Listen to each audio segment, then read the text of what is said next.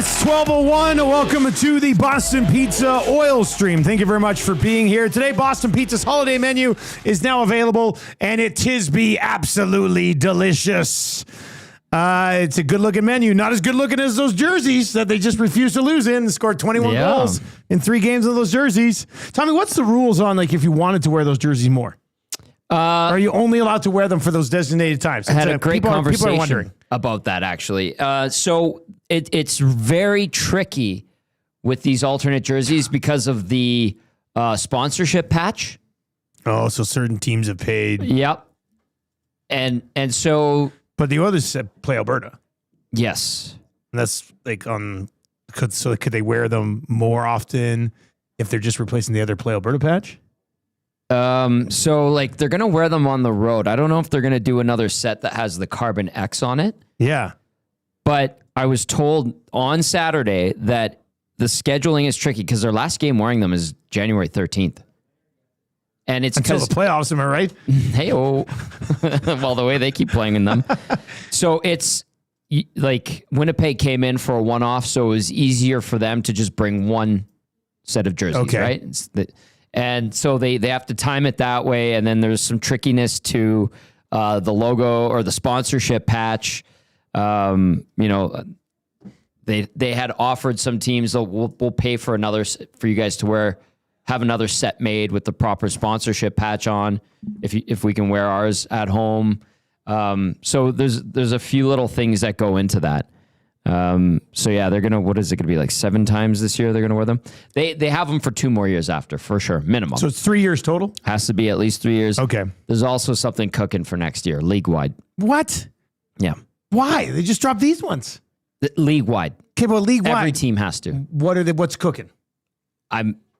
Is it a league-wide theme thing? Yeah. So remember they had reverse retro 1 and 2? Yes. League-wide theme coming in next. But not reverse retro again. No. It'll be a totally different type of theme. And do you know what the theme is? Yeah. Oh, man, I really want to know what the theme is. Yeah. I think it's a neat concept. Can you write it on this note? And then my reaction will be here. We won't tell anybody, but like... I can write it. I'm trying to think and I'll just give you a reaction if I think it's a good idea or a bad idea. So then next year they have 4 jerseys? Yes. It's a lot of jerseys, but it's a lot of money. Oh, this sounds kind of baseball-like. NBA-ish. NBA. Yep. Yeah. Well, I mean. Huh. All right. Yeah. I wonder what they do. Well. You know what they're doing? The Would league. You like to draw it for me? No, I don't know. I don't know yet. I know that the league provided each team with different options. The league did up jerseys? Well, yeah, because they have their designers and stuff, or fanatics, whatever. So the others have to choose one of the 3 jerseys that the league put forward to Or them? they could do the 4th option and say, no, we'll bring this in-house. Oh, okay. They'll take it in-house. They said the options were pretty bad. Yeah. So 4 jerseys seems like too much. If you're there's- going to roll out these ones right now, just let this be the alternate. Let's go to the NHL uniform database right now. I think a lot of teams actually do have 4 uniforms this season. This season? Yeah. Really? That seems... Oh, wait. Okay. Well, almost every team has 3. Okay, like St. Louis. St. Louis has 4. San Jose has 4. Pittsburgh has 3. Tampa has 3. There's a bunch. I mean, if they do it right, Minnesota's maybe it gets a good using reaction 4. like this one. I think Columbus has oh no, they just had 25 anniversary patch. Yeah, so it's going to be interesting. There's a few teams that have 4 already. Bronco Nick makes a good point. He says, "Why wouldn't they run another jersey? People just keep buying them." Yeah, exactly. I mean, it is true. Why don't you just have a different jersey for every single home game? All of them. Then you'd be like, you know what? What's that? Is that the game number 7 jersey? It is the game 7 jersey. Yeah. Do you like it? I mean, yeah. Basketball essentially does. Baseball. I remember one year the Arizona Diamondbacks had 7 different uniforms. So you're saying that the NHL is just behind in this? I think they recognize that other leagues are doing it and capitalizing and making big bucks off it, so they should too. And from what I understand, it's working. All right, 780-218-9999. I was just looking at our own Twitter account. I see Quinn Hudson, who's been on fire, is going to be on the EST afternoons Excellent. this afternoon. 2:05, Quinn Hudson will be on with Hernan and Gager. So for all you Oilers hardos, he's had a pretty good run right now down in the A. So that's something to take a look at. It is the Boston Pizza Oil Stream. We're coming at you from the Popeyes Louisiana Kitchen studio today. We're going to dive into the numbers game coming up a little bit as well. But Tommy Gazzola, I think I sat here like right in this same chair on Friday and was just like, what is it going to take for you to say that the Oilers are back? Now they've got 15 goals in their last 2 games. Awesome. Offensively, they are certainly trending in the right direction. Trev and I were both kind of on the same page earlier this morning on the Nielsen Show, which is now on 95.7 Cruise FM. If you're listening to the Oil Stream podcast after the fact, check out the Nielsen Show Monday through Friday, 6 to 9 on 95.7. Like there's no, Trev and I are like, there's something holding us back from saying they're back. Well, they haven't had a winning streak at all this year. Well, they could now. It's there. But if you think about it, since they got their asses kicked, their only loss was a game that they very well could have won. Yeah. Like they've played pretty well here for a decent stretch. I'm trying to think what's like if they I said at the beginning of the road trip, if they go 4-1 on the road trip, I thought that's the only way I would describe it as a good road trip or homestand. Sorry, road trip coming up. They're trending towards maybe doing that.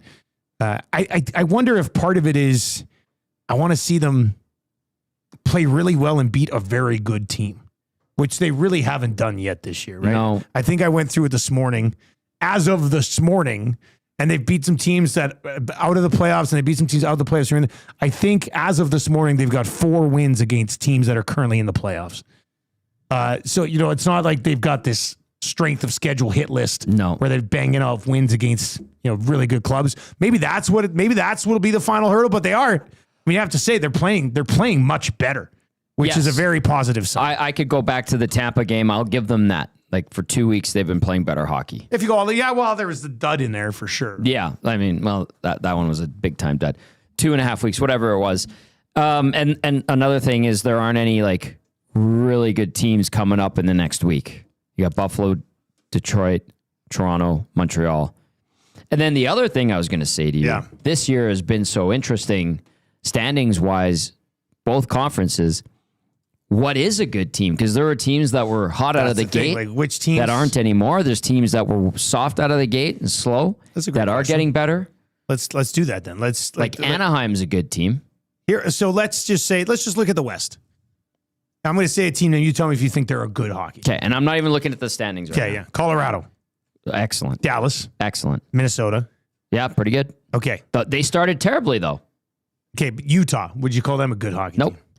Okay, so that they started really good. Chicago, Winnipeg, St. Louis, Nashville. No to Chicago. No to St. Louis.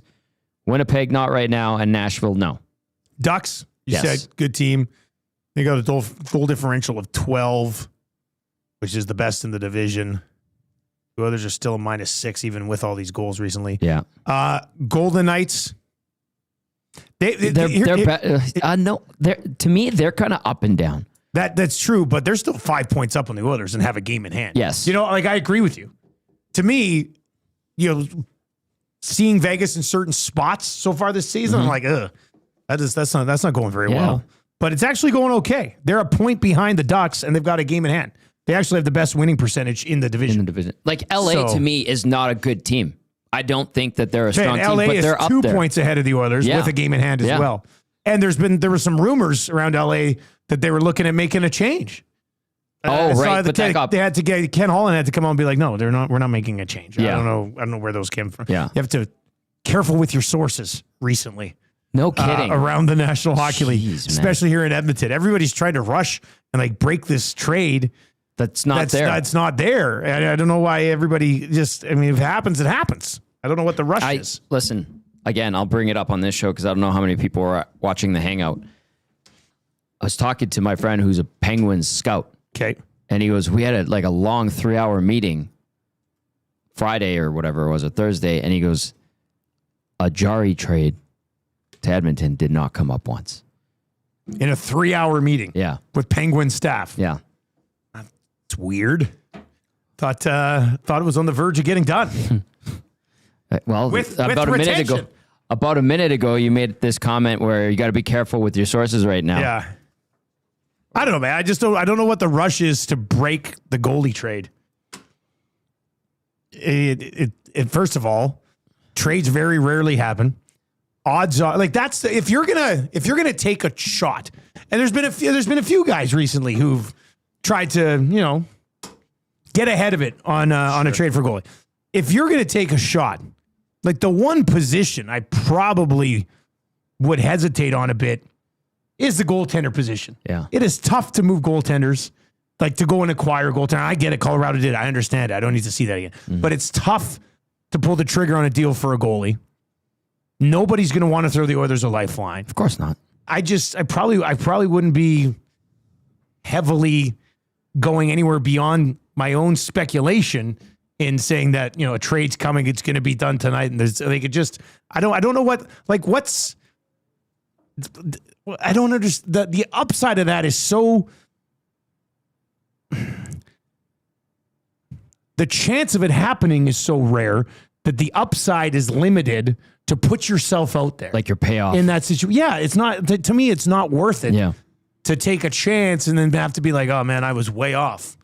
Right. Like, and then, it just, so like for the 2 Mutts podcast or those guys. Well, it wasn't just them. No, but they're the ones who've complained about people ripping them in the past when they don't get stuff right. And then you get out there and then you're like, oh, so I just, I don't know why there's a rush to break things. I just don't understand it, because as you're trying to build credibility, you put this out there that's going to happen, and then it doesn't happen, which just hurts the credibility that you're trying to build. So it just doesn't make sense to me why people rush to be like, it's done, it's not even remotely close. No.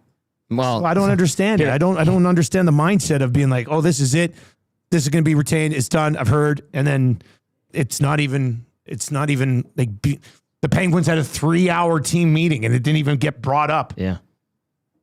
So I don't know. It's just, like, if you're going to be in that business, I also don't want to hear you complain about how people question your credibility.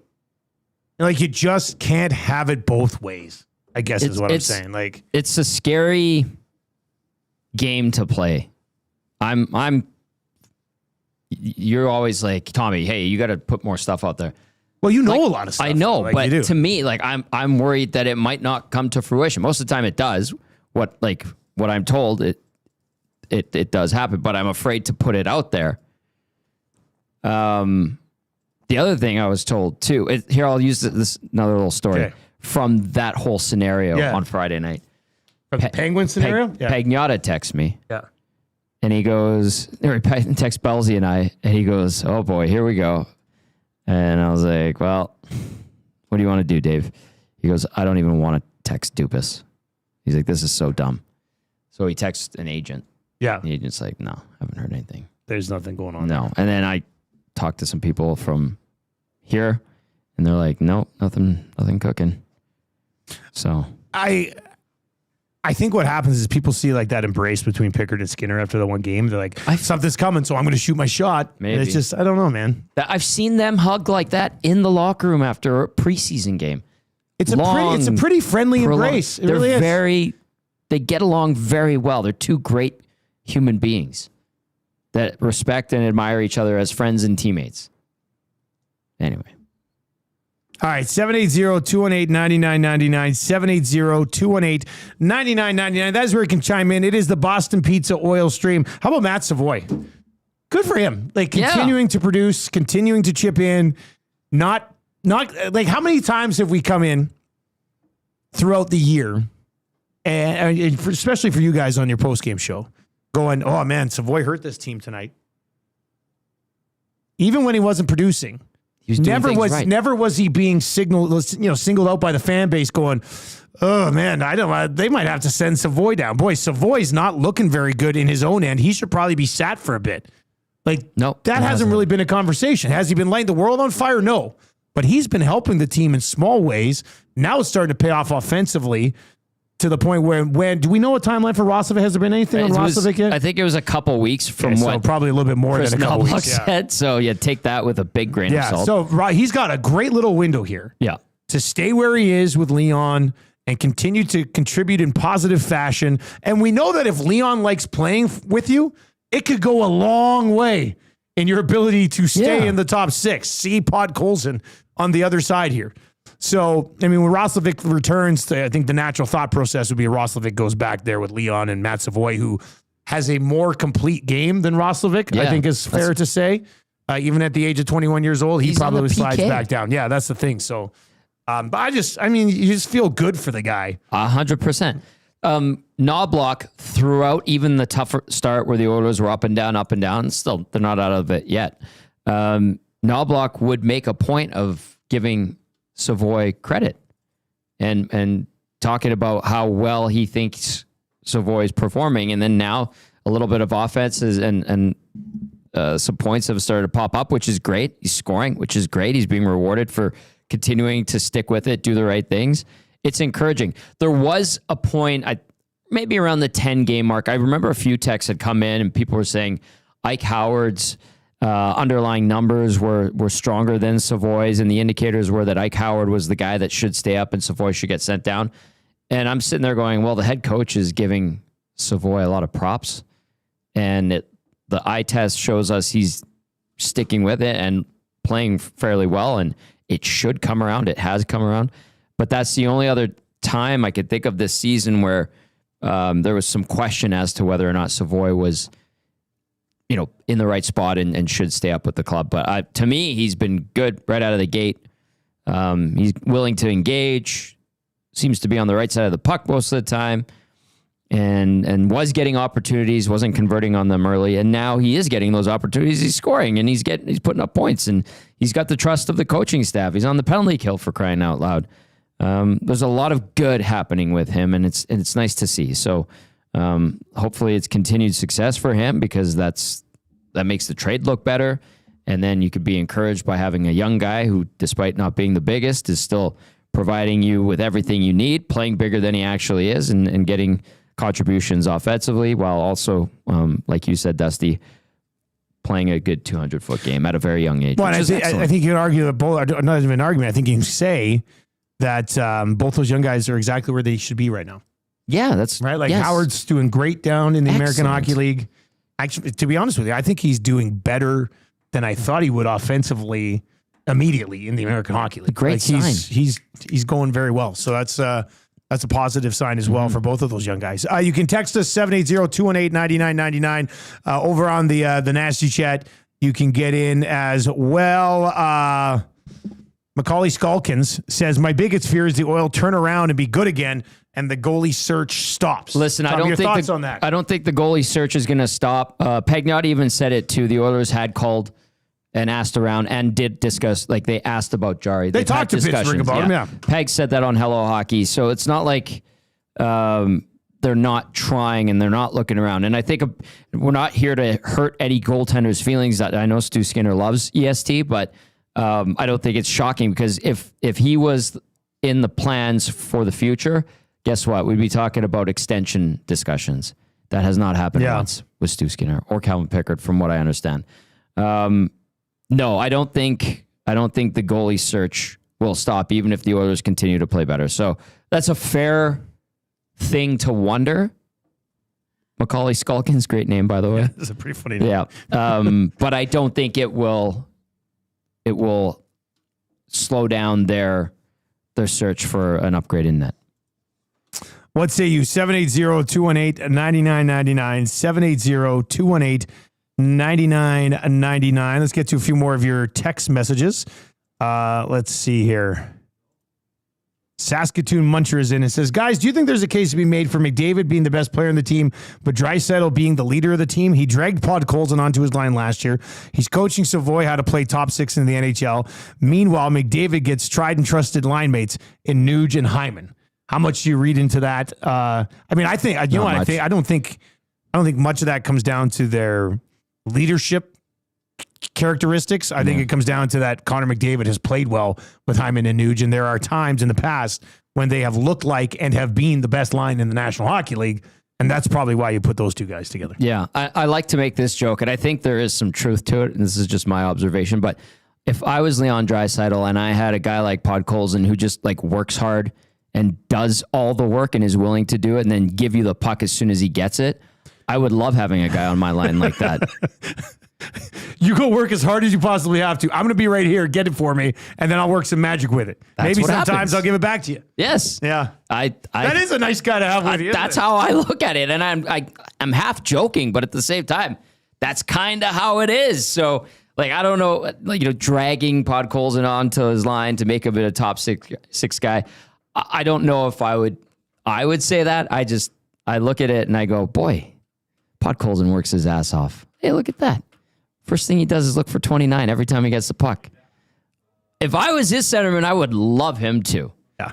That guy's got the lunch pail and the shovel over his shoulder. He's going to work, and you know what? When he digs up some gold, it's coming to me. Yeah, like at Rec League, get the guy who works hard on your line. Love it. It's always the best. Like you knew you were going to get the puck and then go from there. Yeah. Completely different scenario, but same sort of mindset. You're like, yeah, you love working with the guy who works his ass off every time. Like, I appreciate that too. Yeah. And it works for the team, works for those two when they're together generally. But that's just how I observe it. And I find it a bit amusing, but at the same time, it's like, yeah, no, I don't see it the same way as whoever texts that in. All right, 780-218-9999. Max Bazuzu says, if not a goalie, guys, what is the biggest trade deadline need of this team? Defense. Yeah. Still defense. And I still think I don't think you want to go into the playoffs with a combination of Emerson and Regula. You love Regula. I don't think I like, I'll say this, I like Emerson a little bit more. Yeah, good game the other night. But yeah, I think, yeah, I do think it would be a veteran right shot D-man that you can slot in very comfortably. Like preferably, I mean, I wouldn't mind a bit of, it's tough determining how many bruisers there are out there nowadays in the National Hockey League, but I'd like a guy with a bit of an edge to him. Same. Or worst case scenario, a right side guy who can play like good Kulak. You know what I mean? Yeah. That type of defenseman. I know they sniffed around Radko Gudas a few years ago when he was kind of being shopped around. That's not happening now, but that type of guy, I mean, there's only one Radko Gudas, and I was watching him yesterday. I'm like, that guy's thick, mean, plays tough, is the captain of the Ducks for a reason. But yeah, and the other thing I'm curious about too is if they want to go puck mover route. I know I kind of harped on it a couple weeks ago. They do like that, right? Yeah, or if they go, no, we need an actual jerk on the back end, preferably right shot, that's steady defensively. And I would assume they're going that route. 780-218-9999. James says, Tommy would like a top six winger on his line. Of course. Well, Podkolzin, top six. Oh, yeah. James loves the underlying numbers for Podkolzin. Yeah, like, listen, he's not a traditional top six player. He's going to get 25 points to 30 points this year. That's not a top six quality guy. Yeah, the defensive thing. And what do you make of this? Somebody did text in today and said, Dusty, I think they're playing better defensively because Wallman's not in there with horrible pinches and some turnovers. And well, stuff he like does that. do that sometimes. Yeah. No, it just seems like collectively they're smarter as a group, not just the blue line. Yeah, the first the second Seattle game, even the Minnesota game, certainly the Jets game, but the Jets were super tired. But you could tell, we're talking about it. I asked Belzy, I'm like, what are they doing differently? Like, it seems like the structure and movement in their own zone is different. And he goes, well, they simplified, and everybody's watching the puck and keeping an eye on their man, whereas before they were caught like chasing the puck around and not paying attention to where their guy was. So I think there's been something has clicked defensively for all five players and the Blue Liners in recent weeks, which is good. I mean, it took long enough, but that's what it seems to be. Eden says, boys, it is wild how the Oilers' needs have boiled back down to a goalie and right shot D again. These have been systemic needs season after season. Touché. Season. Good point. This is a good point. They did get defenseman last year, but it's Wallman, and he's a lefty, and I know he wants to be locked in. They had Klingberg. Yeah, I mean, it is kind of, you're right, rinse and repeat. I do think that when healthy, when Roslovic gets back, if let's say he stays in it's a lot asking Matt Savoie to go down and sort of be the spark plug for offense in the bottom six somewhere, but there might be a little bit of an addition there that you could possibly look at as well. There was a lot of talk at the beginning of the season, Tommy, that the Oilers still wanted to address another top six winger.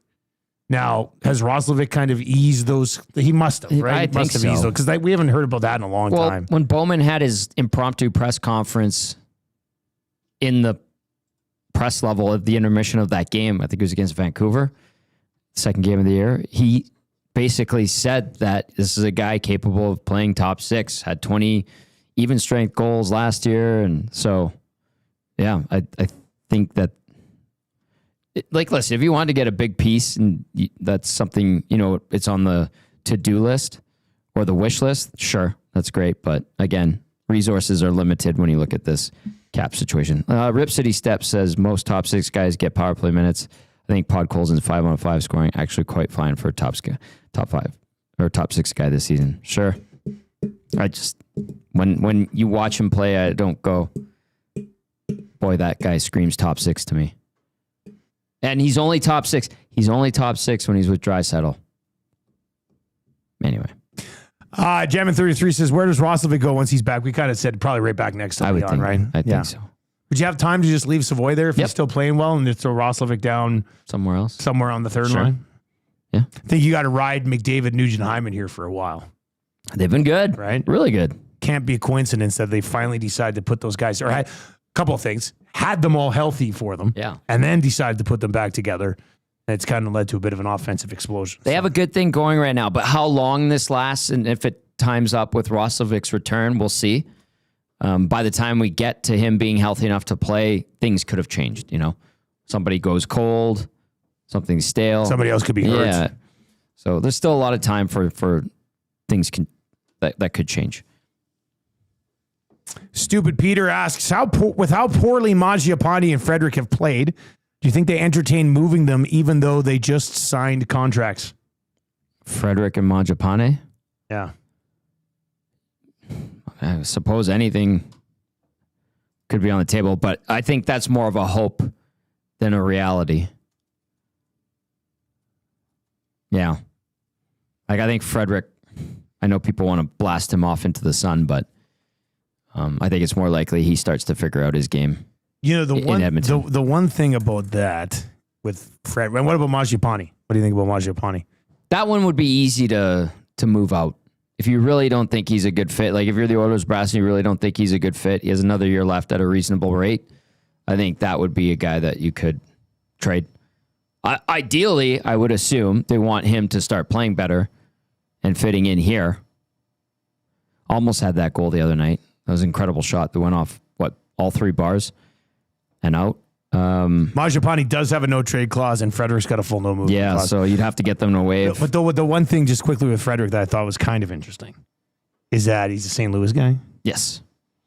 We all thought he would sign there. Well, that's that. I mean, if St. Louis was interested, that'd be a place that he'd be like, yeah, you could probably send me there. Yeah.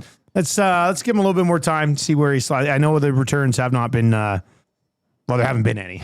So the returns haven't been good, but they really haven't been any returns so far in Frederic. We'll see how that continues to trend in the right. Like you should be in a spot where you can put. I don't really like Frederic down the middle, but I'm just saying, like Frederic and Mangiapane should be a pretty good bottom six line. Yes, that should be a pretty good bottom six line, whether it's with Henrique or whoever. Yeah, that should be a pretty decent and respectable bottom six trio. Heavy emphasis on should, but I don't see why they can't be. All right, let's. Somebody vacuuming out there?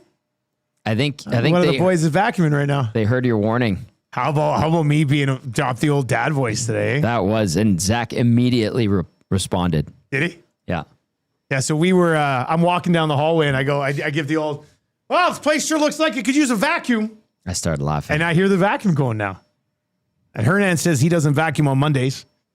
Maybe it's Zach vacuuming. That's a weird rule. Well, I think that's just Hernan trying to get out of it.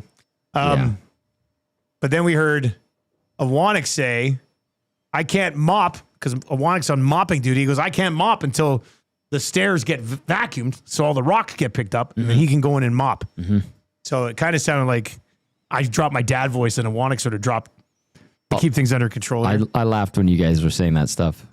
All right, let's get into your Popeyes Louisiana Kitchen spicy headlines. Tommy, I'm going to... What? I'm going to regret bringing up this conversation. Okay, but I don't know if it was in the inbox or I saw it somewhere. I'm going to ask you this next question that I never thought in a million years I would ask you. Okay. And then we'll have a conversation about it. And the reaction I think is probably, that will come in is probably what I expect. But I'm going to ask you this question right now. Okay. Has Evan Bouchard legitimately put himself in the conversation to be on Team Canada? The answer is no.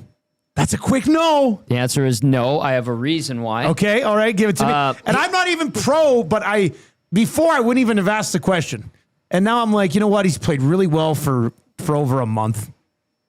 Mind you, he got walked really bad on that goal. And yeah, he really did. Like that was his worst shift in a month, that one shift. Right up the middle, then gets whatever.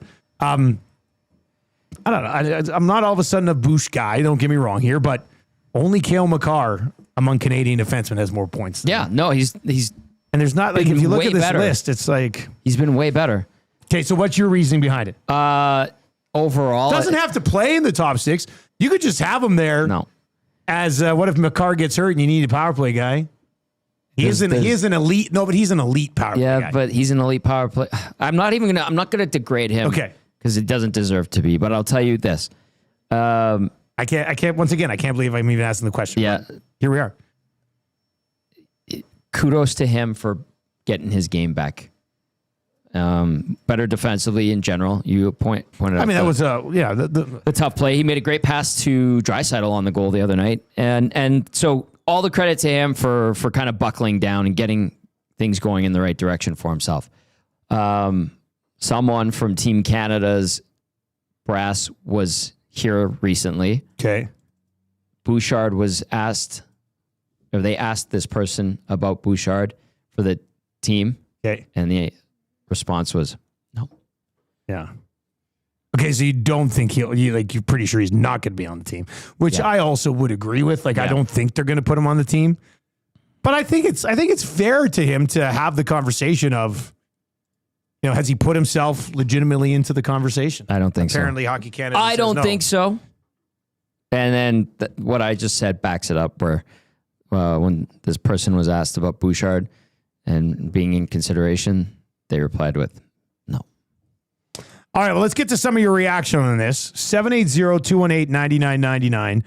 780-218-9999. Big Dog 8820 says Bouchard's November and early December would say yes. Bob's. I'm not disagreeing with that. Bob's your uncle's mama too. Whatever that is. Bouchard is a big man with good wheels and exceptionally high player IQ who elevates under extreme pressure. He's built for international hockey. Sorry to let you down, Bob. 100% has to be included. And then Evan Bouchard on the YouTube chat says, "Thank you, Dusty. I agree." I'm looking at Canadian defensemen here so far this season. Right. And I'd be interested to see how much of the team is put together. Can you bring up the defense for the Four Nations? Yeah. So Cale Makar, I mean, it's ridiculous. He's plus 27. He's got 35 points, playing over 20. He's Cale Makar. We don't need to dive into Cale Makar. All right. Would you have the D from the Four Nations? Yep. Okay. Give it to me. Give me that D. Who do they have? Makar, Morrissey, Parayko, Doughty, Sanheim, Theodore, Taves. Okay. And they added Thomas Harley. And they added in Thomas Hartley. When Shea Theodore went down. Okay, so Makar and Taves will be back there again. Yep. Why would you? I mean, it's not like Taves is light. Taves is going to be there with Makar. Yeah. I mean, that's how it's going to happen. Yeah. Shea Theodore Colton Parayko. going to be there. You think Parayko will be on that? Yep. I don't. I think they're running it back, dude. I think if there's going to be changes forward. Well, there has to be changes to forward. Like, you're not bringing Travis Konechny on this team. No. I don't know if Seth Jarvis is on this Mark team. Stone. Mark Stone's not going to be on this team. Yeah. There's another one that I don't know. But Hagel? I think you can keep Hagel. Sorelli? Would you keep Sorelli or no? They will. You think so? Because of John Cooper? Cooper will keep him. I mean, he's going to have a few guys that he knows he can rely on to try to win the medal. Like Sanheim? That's one I could see they switch him out. Doughty? Listen, if you're keeping Thomas Harley around. Well, are you keeping Thomas? He was just a fill-in. I know, but people loved him. Thomas Harley. He's not having a great year. Thomas Harley he's -7 in 18 games so far, has 1 goal and 10 points. But I almost felt like last year Thomas Harley got added to that team because a couple other dudes were like, I'm already on vacation. It's a Four Nations story. So to me, Thomas Harley doesn't need to be on this hockey team. I don't disagree with that. Like, you're looking right now, and you're not just going to do this from a points perspective, but Makar's got 35 points. Bouchard has 27. Jacob Chychrun has 11 goals, has 25 points, plus 24 on the best team in the East. Where's Ekblad in all of this? Where is Ekblad in this? I don't know. I mean, I didn't even thought about Ekblad. I know Petrangelo's hurt, so that's out the window. I'm not sitting here saying, from a Bouchard perspective, I'm still sitting here going, do I want him playing defense with a gold medal on the line with 5 minutes left in a hockey game? And I would want 6 defensemen on that team that I'd be very comfortable with in all those situations. So the answer would be no. But I think I've opened my eyes to being like, he's having a season now for the last month and a half where I think he deserves to at least be in the conversation on maybe the list of guys who just came up short. And there's him and Thomas Harley, and I don't know if you just run it back with the blue line again. I don't know. They won, didn't they? I don't know. Yeah, they won, but I mean, anyway, Morrissey will be there. Yeah. Shake Theodore will be there. Sanheim, I could see being the one. I think Doughty out of merit will probably still be there. If anything, like the 7. Like, just to have him, like to just be around. Yep.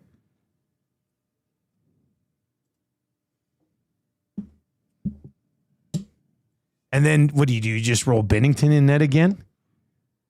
He's been kind of stinky. Yeah, it's kind of been stinky. Right? All 3 of these guys have had. Well, Hill was banged up. Montembeau's been bad. Like, you can't run back the goal. Montembeau can't be on this team. Montembeau can barely be on the Habs right now. Did they add Logan Thompson to their? Logan Thompson was added to the pool. Good. Just like Matthew Schaefer was. Right. So I'd probably get Logan Thompson in there. Now, I don't know if he's your starter. I don't know if they would go with him as the starter, but he's been playing excellent.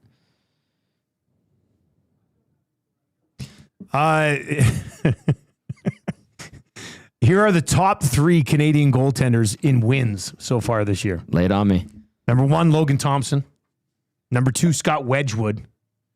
You want to guess who number 3 is? Is it Stu? It's Stuart Skinner. Yeah, baby. Yeah. He's got 10. He's got 10. Yeah. Darcy Kemper has a .914 save percentage so far this year. Wedgwood and Thompson have been very good so far this year. Tristan Jarry is 9-2-1 and have a .913 save percentage. How about that? But the Penguins don't want to retain, so I don't think you have to. I don't think you have to worry about that. But where's Binnington? Like, Binnington's got an .875 save percentage so far this year. I mean, overall in general, we're a pretty weak nation between the pipes. Yeah. What happened to compared to every other era ever? Yeah.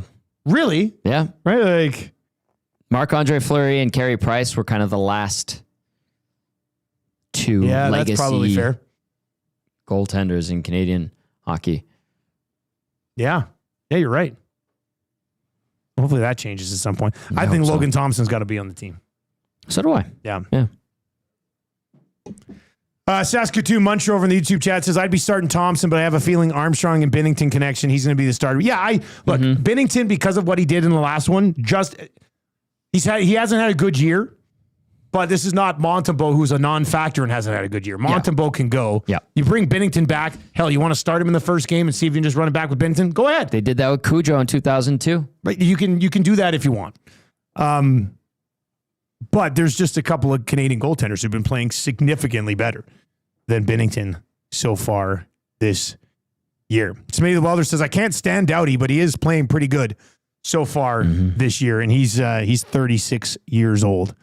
So yeah, you can keep the Eden, can Ekblad pass a piss test? Good question. Probably not. Yeah, that's a funny text. Thank you, Eden. Coach Mike says, guys, is Draisaitl getting 50 goals this year? Does he go on a heater? He's on pace for 48 right now. Good. Yeah, he's on fire. You're welcome. Here's the first time they've ever texted in. Douglas from Red Deer texting in today. Douglas, what's up, man? Thank you for texting into the Oil Stream. Please stick around on Edmonton Sports Talk throughout the rest of the day as well. That would be great. His text says, Bouchard is so undervalued, it's ridiculous. He's as important. Oh, boy. Douglas from Red Deer, my man. This guy. This is how you introduce yourself to the inbox.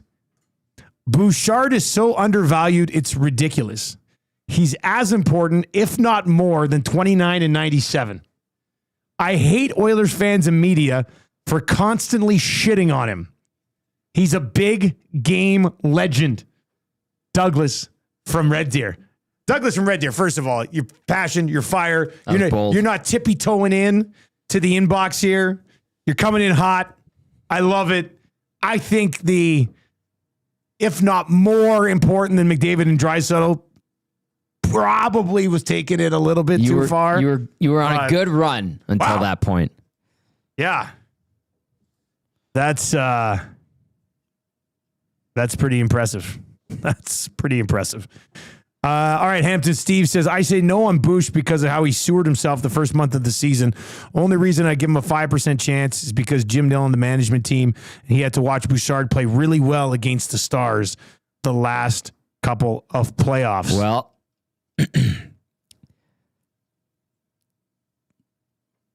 I would seriously doubt that statement. What's that? The Jim Nill watching him and thinking he's be on Team Canada. Yeah. Shovelhead is in and says, howdy, boys. I think regarding Bouch, you have to consider his performance in the last 2 Game 7s. Norman at Combine says, Douglas from Red Deer, suck it. And Douglas from Red Deer comments again, says, I love you guys. Look, man, Douglas from Red Deer, hey, he loves us. That was bold, we love man. you. You love us. Everybody, welcome. Big love fest here. We have fun here. Well, I like having somebody come in and He came in swinging. Fire some heat. Everybody's way. Fans' way, media way. Yeah.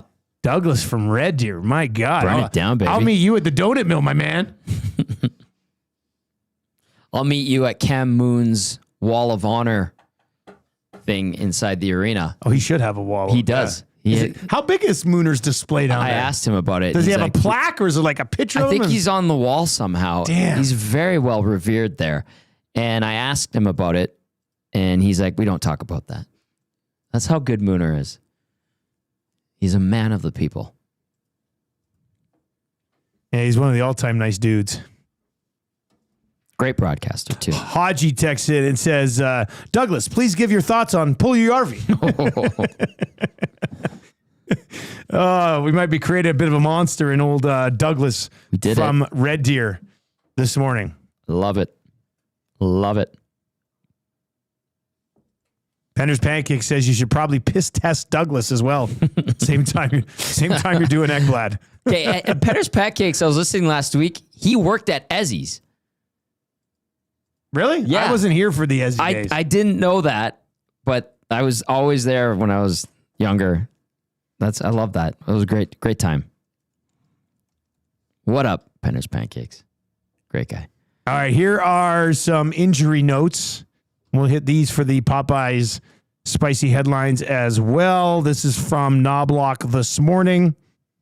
Philp returned to practice today, getting closer, another week at the earliest. Wallman will take longer than anticipated. Won't be this week good. or unlikely next week. It's going to be a while. Jeez. So that's post-Christmas, I would think.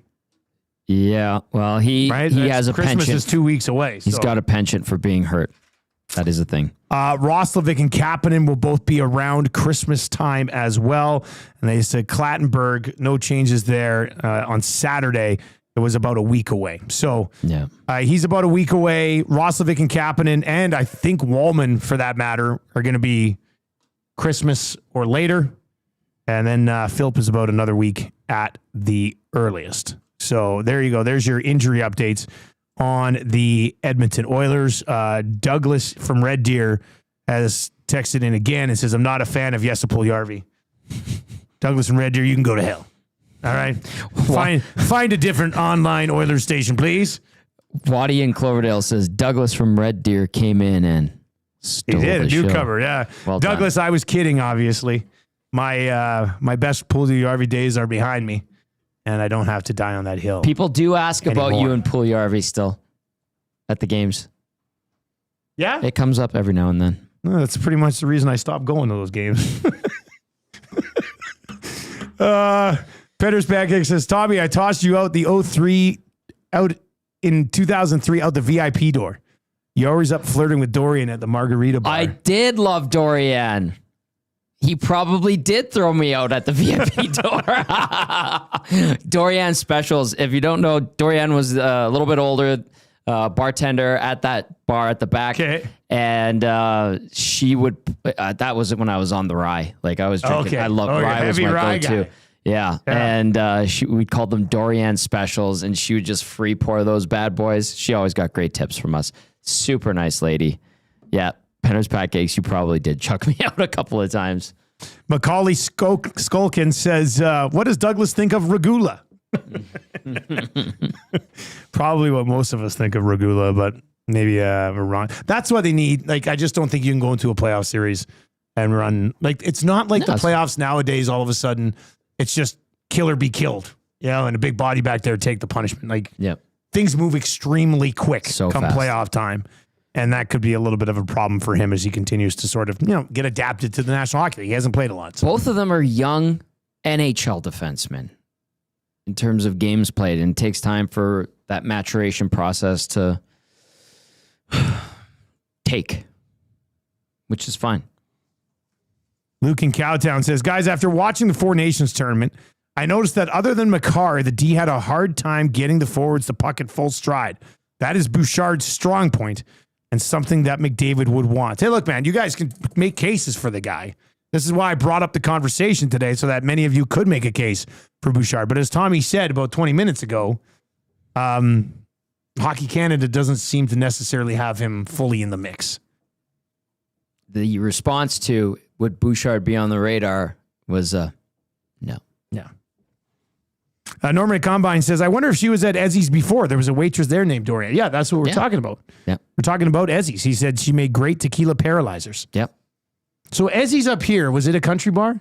Yeah, kind of, yeah. Okay, yeah, because the Ezzy's and my Ezzy's days were spent at Ezzy's in Lethbridge.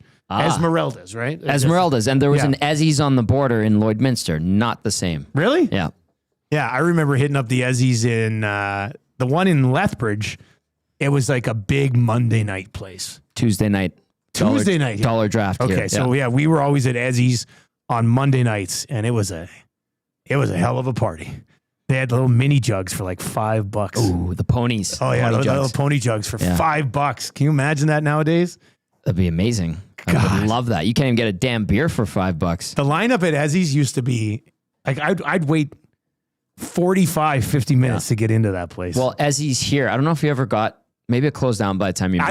I never got to Ezzy's here. So it was where I think it's called the Edmonton City Center Hotel. It used to be the Ramada. I think it's had a bunch of different names, to be honest with you. Anyway, they had Ezzy's, and then they had another like lounge bar called the Locker Room. Okay. So sometimes, especially when it was cold, like you'd have to wait in the locker room, and there'd be a line there to get into Ezzy's. And people trying to get in the front door. People go to the back where Penner's Pancakes was working, the VIP door. You try to get in there. And it wasn't a big room, but it was like very open. And then the dance floor was in the middle, and you walk around the side. You could still smoke. Really? Yeah, it was. And then the back bar, and then there's 2 back bars on each end. It was a fun time. A lot of fun. The bathroom stunk like piss. It was just awful. I remember the waitress, one of the ladies, she was like a waitress / bouncer. She's kind of what I imagined Renee to be, at Ezzy's. And Ezzy's in Lethbridge was a full-blown country bar. Like it was a country bar. But her nickname, and it wasn't like her nickname. I don't even know what her real name was. Everybody just called her Sugar Tits. But she was a Lethbridge party scene legend who happened to like run Ezzy's. That's awesome. And great karaoke too. We got to know her pretty well. We'd go out and karaoke with them sometimes. You did, huh? And, so much so that was her name. Sugar Tits could sing, man. She was outstanding.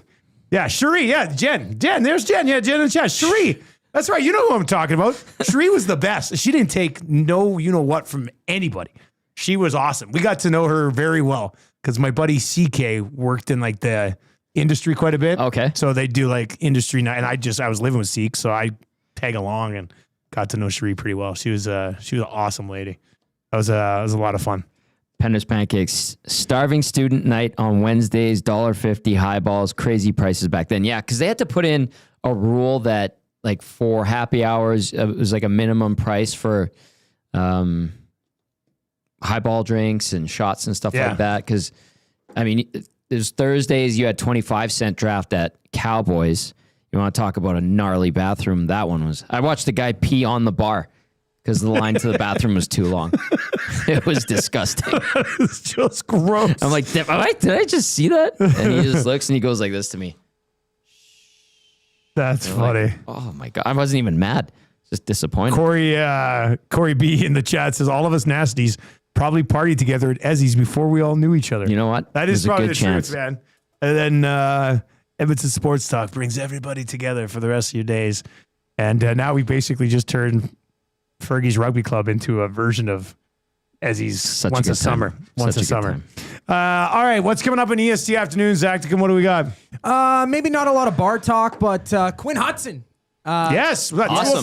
205. There we go. This guy's been lighting it up. Oh, yeah, absolutely. He'll be checking in a chat with Hernan and Gager. We also got Guy Flaming to recap the Oil Kings Teddy Bear Toss and to take a look at their season. And the boys will also answer the question, are the Oilers back?